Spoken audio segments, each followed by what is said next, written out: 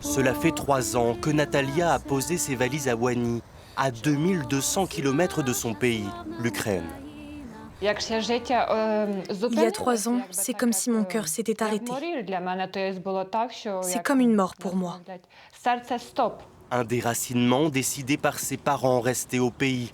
À l'époque, la guerre est aux portes de Tarassivka, leur petit village au sud de Kiev. Accueillie par Marilyn et sa famille, la jeune femme de 31 ans se souvient de son arrivée en France. J'étais très stressée, je le suis toujours, car j'ai peur pour mes parents. Le premier mois, je n'arrivais pas à dormir. Je devais mettre des bouchons d'oreilles, le moindre bruit me faisait paniquer. Depuis, Natalia prend des cours de français. Elle a travaillé 1 an dans un restaurant, mais pas un seul jour sans prendre des nouvelles de ses proches, sans s'inquiéter pour leur sécurité. Combien de drones? 82 drones sont tombés sur ton district. C'est triste. Dans ces moments douloureux, Marilyn est à ses côtés. Pour Natalia, elle a fait de sa maison un cocon rassurant. Au début, on essayait de l'emmener partout, de lui changer les idées. Je pense que c'était trop pour elle.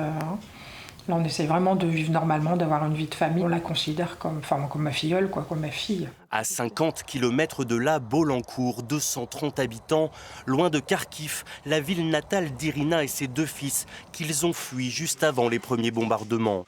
Depuis, Slava, 17 ans, a bien grandi. Lui qui ne parlait pas un mot de français est à quelques mois maintenant de passer son bac.